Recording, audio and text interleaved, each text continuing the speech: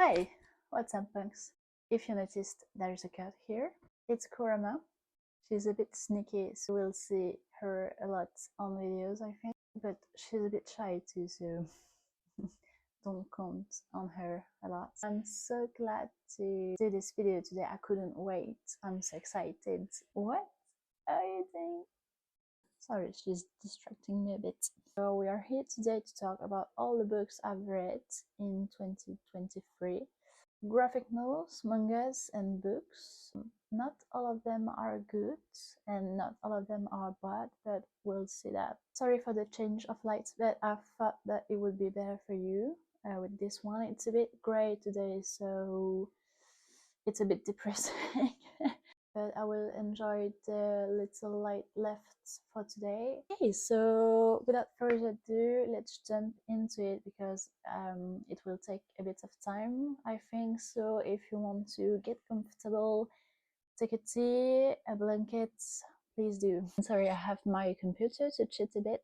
I have it physically, but I don't know where it is at my parents' house. So you will have a little picture here. I've read The Tea Dragon Society, which was my favorite graphic novel of the year, because it's simply about little tea dragons with tea leaves growing on their horns and humans taking care of them, and just friendship, love, romance, adventures, and it's so cute, so heartwarming. Next is Punk Rock Jesus by Sean Murphy. It is a comics. The summary is that it is a pregnant woman who is participating for money to a TV show, a reality TV show, and she's pregnant with the clone of Jesus Christ. Who is made obviously scientifically. To read it, you have to be on a good state of mind because there are quite dark themes in it, but definitely recommend it to read because it has a lot of philosophically good theme. Next, I've read Resistors. I won't talk about it too much because it's a French graphic novel, so it won't maybe interest all of you. It's based on feminism issues and environmental issues too, and how the two of them are linked, how the woman suffers from climate crisis before men. Definitely recommend it if you can read in French or if you're French. I will insert you some pages, but yeah, you have to be determined to read it. It's a bit long sometimes, but I definitely recommend it. I've read Winter Trauma. I'm sorry, I hope I pronounced it well. By Simon and Salman. Again, it's quite a dark graphic novel. I recommend it for people under 18 at least, because there is drugs, sex in it, not for everyone. Next, I've read On a Sunbeam by Tilly Walden. Dans un rayon de soleil in French. So the summary is, I'm cheating again, sorry. Through the deepest reaches of space, a crew builds beautiful and broken down structures, painstakingly putting the past together. As new member, Mia gets to know her team. The story flashes back to her pivotal year in boarding school, where she fell in love with a mysterious new student. Soon, though, Maya reveals her true purpose for joining the ship to tag down her long-lost love. It is so beautifully written, and the drawings, I will insert you some pages too, are beautiful. Thanks to Alison Pages, I've read it, and she's the goddess of BookTube for me because every of her recommendation, I cannot love it enough.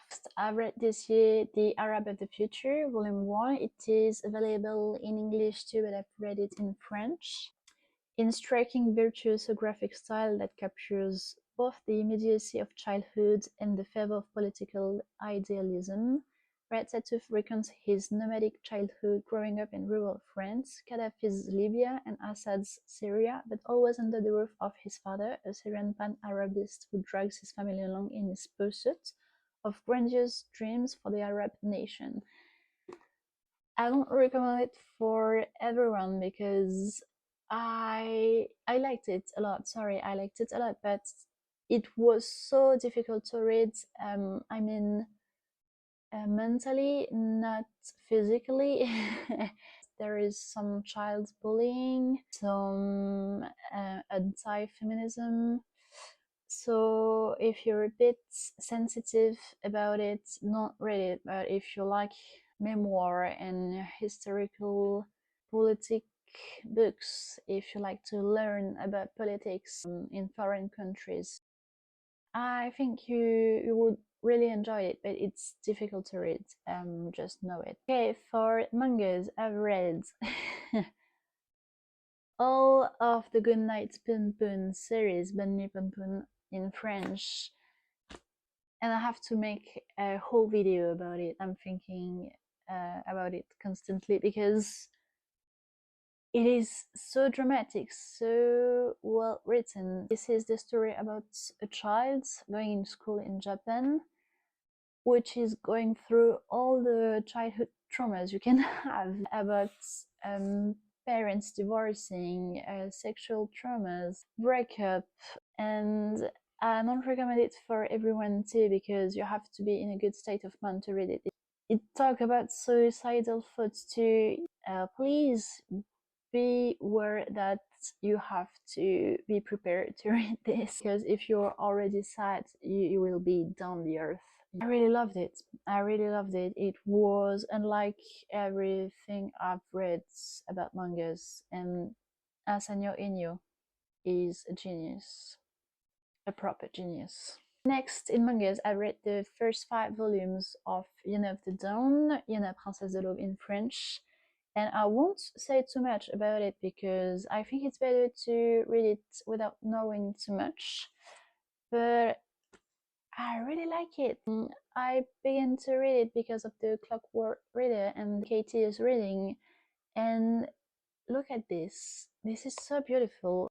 Without saying too much, a story about a princess fleeing her town for a reason and having some companions along to help her to return to her town. It is very cute, and it's just the manga you read, when you don't want to think a lot and you just want to be in a blanket with a tea and just feel cozy. It's not cozy fantasy, but maybe a bit. And the covers, they're gorgeous. Next, I read the first 8 volumes of Spike's Family, and this is I'm a bit I don't know.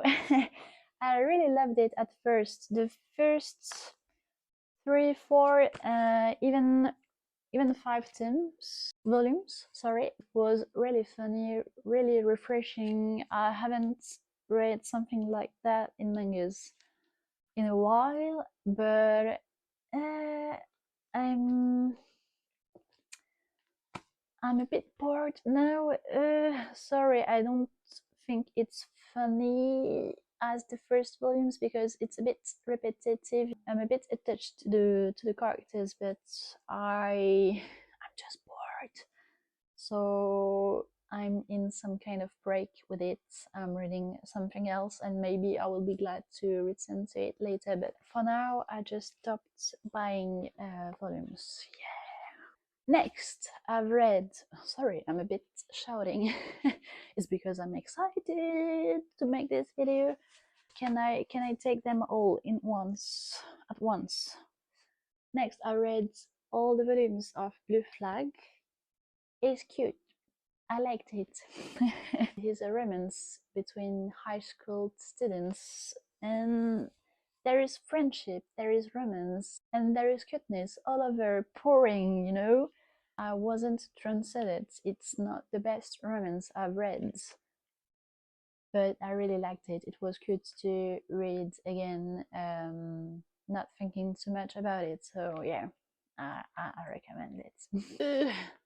I will not succeed taking them all at once, but I almost finished this year Tokyo Ghoul because there is 13 volumes and I just miss one.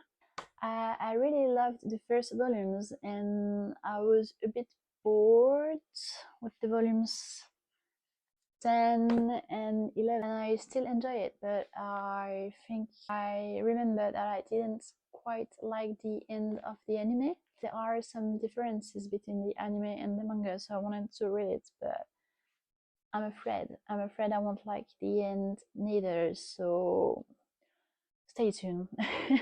I will talk about it in another video. But obviously I recommend it because it is one of the mangas you have to know in the manga world. This video will be so long, I'm sorry. Next, I've read this year Fragments of Horror by Junji Ito, who is a master in horror mangas. They are finally commercialized in France, which was not the case years ago. I really like this one because it's short and the stories are great. I still think about some of them sometimes when I'm sleeping. No, okay, no, I'm just kidding. No, really, I'm not kidding. The drawings, they are... Look at it. Look at it. It's beautiful. And I read another manga by Junji Ito, and it was Tomie, which I liked a bit less than Fragments of Horror because it was a bit long, a bit repetitive. I preferred Fragments of Horror, and at the beginning the drawings are not quite good. I will try to find you pages where they are not quite good. See this one and see the difference between the end where they are a bit better. See the details here, they're much better. Ooh, and yes, beware, there is some nudity. Like the previous one, Fragments of Horror, I don't recommend it for children because obviously there are some nudity and horror pages, a bit coarse. Next I'll talk about novels, and I'm so excited, guys. Everyone is different and tastes are subjective, so we are impacted differently about books. Don't be offended, as I won't be offended by the fact that you haven't liked a book that I really love. The worst book I've read this year was Normal People by Sally Rooney. Yeah, a minute of silence for this book. The summary is: at school, Connell and Marianne pretend not to know each other. He's popular and well-adjusted, star of the school soccer team, while she's lonely, proud, and intensely private. But when Connell comes to pick his mother up from her housekeeping job at Marianne's house, a strange and indelible connection grows between the two teenagers, one they are determined to conceal. What the heck? I'm sorry, I know so much people love it, but it wasn't for me. I won't say that it was the worst book I've read in my entire life, and I won't say that it was badly written, but okay, I can accept the fact that they have defaults, that they are not perfect, but it was beyond that because it just wasn't realistic, you know? How teenagers in high school can love sadomasochists sex.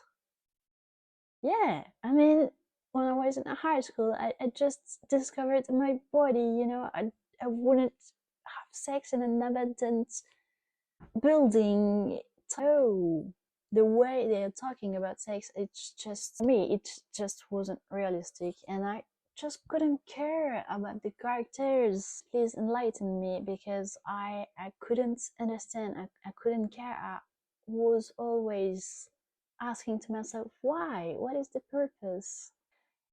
If the purpose was to show humans' flaws, I thought it was just not too well managed, and there are just better books that show that in other ways, but not this one.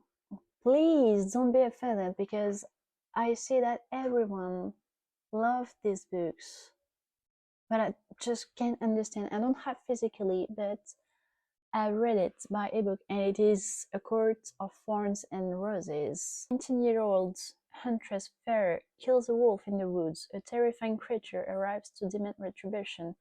dragged to a treacherous magical land she knows about only from legends. Fair discovers that the captor is not truly a beast, but one of the lethal immortal fairies who once ruled her world. I couldn't.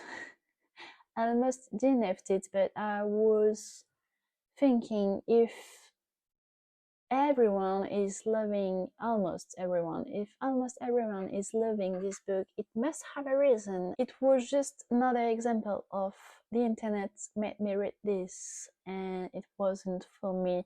I hated it. Yeah, because sexual violence, it was so painful to finish and the world building is lacking. For now, I refuse to read the next in the series, but I think I will hurt myself and force myself to finish this series because I heard that the next ones are better, but I'm traumatized, you know? I'm a bit traumatized. I don't recommend it. I don't recommend it at all. No, no way. Another book I hated for you was The Trial by Kafka. The summary is that The Trial is the terrifying tale of Joseph K., a respectable bank officer who is suddenly and inexplicably arrested and must defend himself against a charge about which he can get no information. I just didn't like it because even if it highlights the terrible administration and that the theme is absurd and that it is the way absurd books are written. It was well written, but I just didn't connect with it. It was painful to finish, even if the book was very short. The final worst book of the year I've read is Anna Karenina by Tolstoy. I didn't like it, guys. Anna is a sophisticated woman who abandons her empty existence as the wife of Karenin and turns to Count Vronsky to fulfill her passionate nature with tragic consequences. It was so painful. It was so painful to read. I went through it during months because I couldn't. I was just so bored in the middle of it. The first 100 pages are great. The middle is boring as hell, and the end doesn't make sense. It makes sense, but it is so painful. And no, I will make a video about it. Yeah, it fulfills the tragic consequences, but how much pages for this? A thousand pages for this. I left my brain in it. No, it wasn't for me. No. Next book that was okay to read but wasn't awed by it. The first one is The Cruel Prince by Holly Black. She was 7 when her parents were murdered, and she and her 2 sisters were stolen away to live in the treacherous High Court of Fairy. 10 years later, Jude wants nothing more than to belong there, despite her mortality. But many of the Fae despise humans, especially Prince Carden, the youngest and wickedest son of the High King. I read it thanks to Leonie of Book of Leo. It was better than A Court of Thorns and Roses. I read it first because I wanted to read some books about Fae, but I didn't like it that much. It was okay compared to A Court of Thorns and Roses, but I wasn't moved by it because it's not that well written. Sorry. The world building is completely lacking. It is about the alchemy of characters, but I just couldn't care about Jude. But I kind of liked the alchemy between the two characters, Carden and Jude. So I read the next 2 books, The Wicked King and The Queen of Nothing. Obviously, I had to read the next books because somehow I just wanted to know what was next. So in that, it is not part of the worst books I've read. It is just part of the okay books I read because I wanted to read the next. I have to say I couldn't stop reading the second books, so I kind of liked it. So it's just like I can't stop rewatching Vampire Diaries, but it doesn't make it good. You know what I mean? And finally, The Queen of Nothing. It was okay too because the ending felt just too easy. The writing, the obstacles, the main characters are overcoming just felt too easy. It was just okay. Another okay book was two classics, and I'm sorry because I know a lot of people like them, but it didn't move me. It's just that I don't think they are boring, but they are just okay. It is The Picture of Dorian Gray by Oscar Wilde, which is the dreamlike story of a young man who sells his soul for eternal youth and beauty. In this celebrated work, Wilde forged a devastating portrait of the effects of evil and debauchery on a young estate in late 19th century England. It was brutal and interesting, but it just didn't move me. I just couldn't care about this rich boy wanting to be immortal. And the writing, it was a bit painful because, you know, it is the kind of writing that was like, I quote, "Nothing can cure the soul but the senses, just as nothing can cure the senses but the soul." I don't like that. I don't like this word writing. It gets me headache. I'm always rereading the sentence to try to get what it means because I'm just reversing. I just don't like it. I don't say it was bad, but it was okay. It was just okay. Another classic that I've read and that was just okay, that I didn't like that much, was Frankenstein by Mary Shelley. It is the story about the scientist who created this human who became a monster. And I love the fact that it was different from the facts we have about Frankenstein, just the kind of like zombie monster, but much more being rejected because you're different when you are only searching for love and friendship. But it was, in the way it was written, just a bit painful to read. It was okay. It wasn't bad. I didn't like it that much, but it was okay. Now I will talk about the books I'm excited about. And these are the honorable mention. Not my favorite because there are some books on top of them, but I really like them. A Day of Fallen Night by Samantha Shannon. In A Day of Fallen Night, Samantha Shannon sweeps readers back to the universe of Priory of the Orange Tree and into the lives of four women, showing us a course of events that shaped their world for generations to come. Even if it was a bit long, a bit repetitive, I read the prequel before Priory of the Orange Tree, which is the first book in the series that got out, and I regret it a bit because now, meanwhile, I've read the Priory of the Orange Tree, and I really think that it is better to read it first and then the prequel that got out later. I love the feminism in it, the LGBTQA plus. Please, I hope I'm not mistaken. Don't rape me if I make a mistake, but feel free to correct me. Lots of telling and not showing, and sometimes I felt a bit far away from the character. To be prepared to read 1,000 pages, I still think that it is worth it. For the YA category, I firstly have Anatomy by Dana Schwartz. I just loved the setting. I'm gonna read it for you. In the Burr, 1817. Hazel Sinnett is a lady who wants to be a surgeon more than she wants to marry. Jack Kerr is a resurrection man who's just trying to survive in a city where it's too easy to die. When the two of them have a chance encounter outside the Indigo Anatomists Society, Hazel thinks nothing of it at first, but after she gets kicked out of renowned surgeon Dr. Beckham's lectures for being the wrong gender, she realizes that her new acquaintance might be more helpful than she first thought. Scottish vibes, with the gothic settings, a bit of feminism, and a bit of romance. I needn't know more.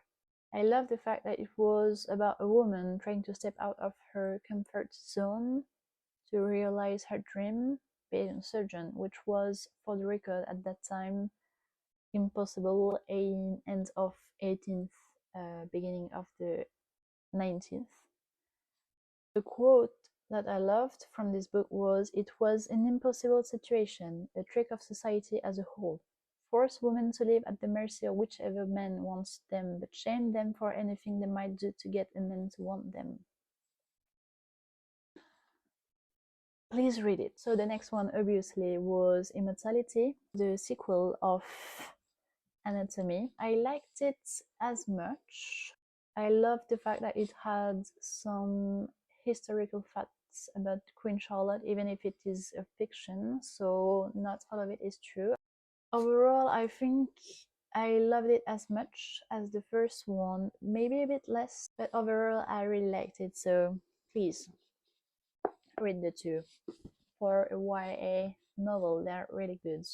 I have a honorable mention for a science fiction novel, and it is Clara and the Sun by Kazuo Ishiguro. The summary is that from her place in the store, Clara, an artificial friend with outstanding observational qualities, watches carefully the behavior of those who come in to browse and of those who pass on the street outside.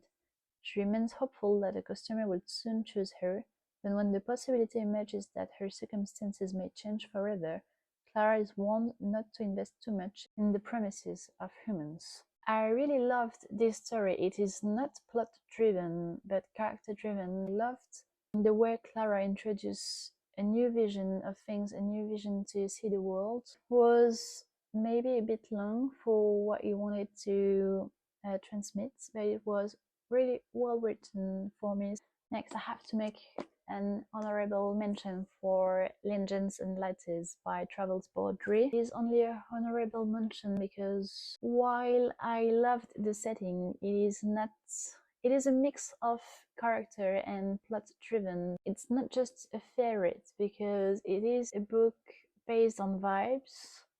By that I mean it is not a complex book with a complex world building, but it is still enjoyable. It is not a favorite, but I really loved it. I could smell the cinnamon rolls, I could smell the cardamom, maybe, biscuits, I could smell coffee. It was just so cute, the links between the characters, the friendship, the cuteness, the making of the coffee. I loved it, but it was just not a favorite. And I obviously want to read the sequels, Bookshops and Bundes. Another honorable mention, I will not talk about it too much because it's a French book, yet A Journal of Ecological War by Hugo Clément, Journal écologique de guerre. He's a journalist who takes examples of the climate crisis to urge us to take actions, and I really liked it. Okay guys, so it is a different day because I didn't have enough space on my phone anymore to film, and because the light was getting worse and worse. Sorry, I have to continue without the microphone because he has abandoned me. So it will not be too much trouble. It's Nino dans la nuit by Capucine and Simon Joannin. I won't talk about it much because it is a French book, not translated in English. But I loved it. It's about young people living in poverty in some suburbs in France, and they are doing all kind of traffics to manage to get a bit of food and drugs, unfortunately. But I love the way it is written. The author writes in a very raw way, so I recommend it for my French companions. Next, I've read Night Circus by Erin Morgensen, and it's whimsical, it's eerie. It talks about a circus which is going through towns without announcing itself, and there are two people confronting in this circus. I won't talk about it much because I want you to begin to read without knowing too much. I really recommend it. I've read it in October, which was the perfect time to read it, and I loved it. Next, the classic in honorable mention was The Little Prince, Le Petit Prince in French, which you must read in your lifetime because it is a short book,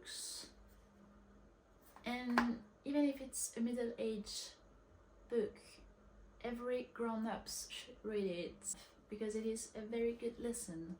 Next, a memoir I loved was Crying in H. Mars by Michelle Zanner. It's talking about Michelle, who grew up in Oregon and who spent a bit of her time in her grandma's apartment in Seoul, and how she grew up without feeling she belonged anywhere that she didn't belong as American or as Korean, because both of her parents comes from different countries and she wasn't enough Korean and she wasn't enough American. How when her mother died, she had to reconstruct herself by reconnecting to her roots by food. A quote that I love was, "It felt like the world had divided into two different types of people, those who had felt pain and those who had yet to."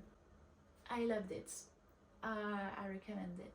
Next, I've read Beach Read by Emily Henry, and I liked it. It is full of cliché. There is a romance between two people, and it is the grumpy boy and the sunshiny girl trope. I just read it when I needed it. The kind of book you didn't know you needed it. A quote that I loved was, "I think it's brave to believe in love. I mean the lasting kind. To try for that, even knowing it can hurt you." It was a bit full of cliché, but I loved it. I spent a good time and it has a special place in my heart for this. Next, I've read Jane Eyre by Charlotte Bronte, and I loved it. If I could put it on my top 10, I would. But there is another book that I loved much more. But it is a story about an orphanage girl who grew up in her aunt's house, who was cruel to her and her cousins too, and then she goes to school and she manages to get employed by Mr. Rochester as a governess. And the gothic settings, the romance, the mysteries, I loved it. I wasn't bored even once, and it is a bit long. It is, in this edition, more than 600 pages, but I loved it, and I would read you some quotes I love to prove you that it is good and to convince you to read it. "Laws and principles are not for the times when there is no temptation. They are for such moments as this, when body and soul rise in mutiny against their rigor. If at my convenience I might break them, what would be their worth? I do not think, sir, you have any right to command me, merely because you are older than I, or because you have seen more of the world than I have. Your claim to superiority depends on the use you have made of your time and experience." So I loved the religious theme, and I loved the feminism theme, that she wanted to be independent. A contemporary fiction I loved and fantasy books was Before the Coffee Gets Cold by Toshikazu Kawaguchi. In a small black alley in Tokyo, there is a cafe which has been serving carefully brewed coffee for more than 100 years. But this coffee shop offers its customers a unique experience, the chance to travel back in time. It was little cute stories about people going back to time, traveling to talk about their loved ones. It is a bit repetitive because every little stories repeats the rules they have to respect. But I really loved it. It was heartwarming. I almost shed a tear, so yeah, I really recommend it. Another fantasy book I loved was Six of Crows by Leigh Bardugo. The summary is, Rotterdam, a bustling hub of international trade where anything can be had for the right price. And no one knows that better than criminal prodigy Kaz Brekker. Kaz is offered a chance at a deadly heist that could make him rich beyond his wildest dreams, but he can't pull it off alone.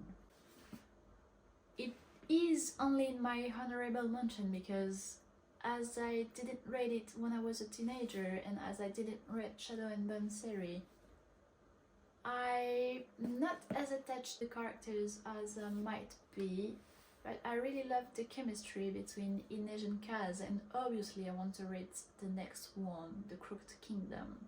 I recommend it if you like fantasy books, because there is a haste, there is suspense, there is love, there is fire, and there is gang, so you must love it. Another honorable mention is another memoir, and it is I'm Glad My Mom Died by Janet McCurdy.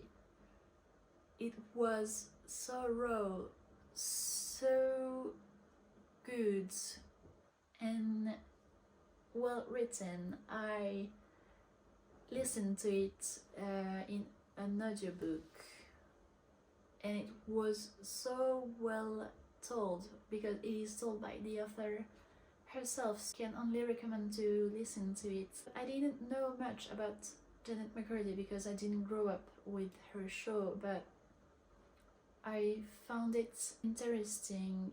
I learned about the Hollywood industry, how they're treating children, how you grow food traumas when you're an actor, so I really recommend it. Another honorable mention for a fantasy book is For Babel by R.F. Kuang.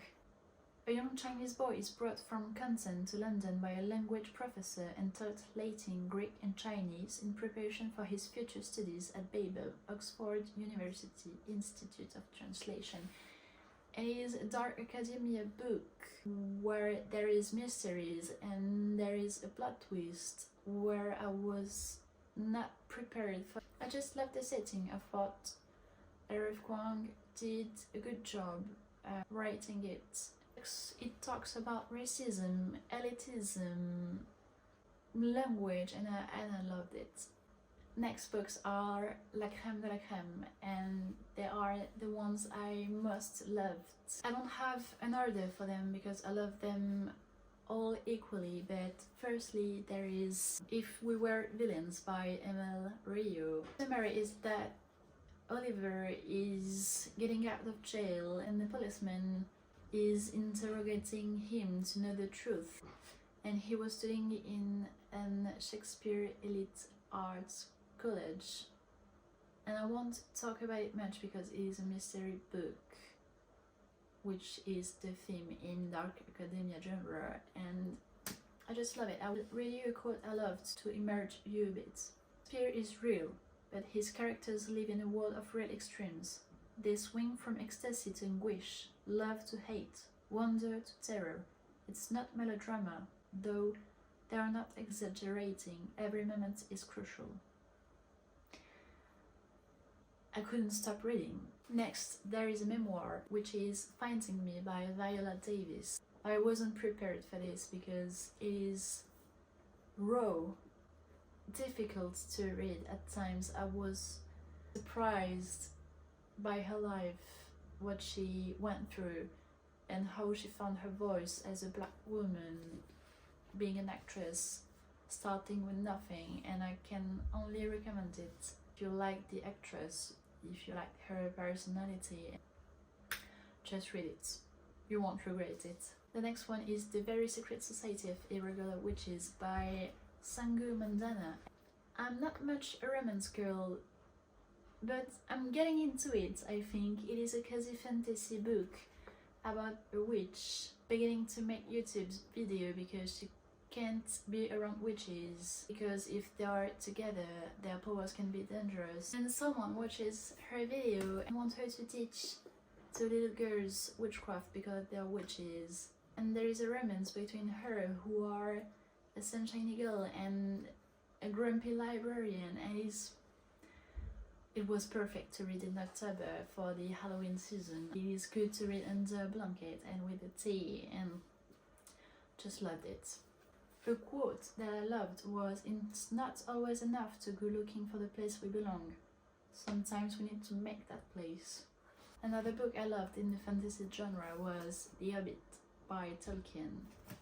How can't you love it? How I could not love it? In a hole in the ground there lived a hobbit. Not a nasty, dirty, wet hole, filled with the ends of worms and a noozy smell, nor yet a dry, bare, sandy hole with nothing in it to sit down on or to eat. It was a hobbit hole, and that means comfort. This book, obviously this is set before the Lord of the Rings saga, and if you like adventures well written, you have to read it. I just couldn't stop, and I can't recommend it enough. Next, I've read The Stationery Shops in Tehran by Marjan Kamali. It is a romance set in a political, complex environment. If you like to learn about politics, foreign politics, I can't recommend it enough. It is so well written, and the end, it just I won't say too much about the plot, but I love this book. A quote to convince you to read it. Yes, she loved him. The truth of that was like a wave that washed over and submerged her in salty torrents, knoting her hair and stinging her nose, pulling the life out from under her. Of course she loved him. The earth was round, day turned into night, he was in front of her and she loved him. Beautiful. Another book I loved was Tomorrow and Tomorrow and Tomorrow by Gabrielle Zevin. It is a book about friendship, about romance, how people are linked to each other. The summary is, in this exhilarating novel, two friends, often in love but never lovers, come together as creative partners in the world of video game design, where success brings them fame, joy, tragedy, duplicity, and ultimately a kind of immortality. Beware that there is a second-person chapter and a dropping readers into video game worlds, and it was a bit surprising because I listened to it in audiobook, but I really loved it.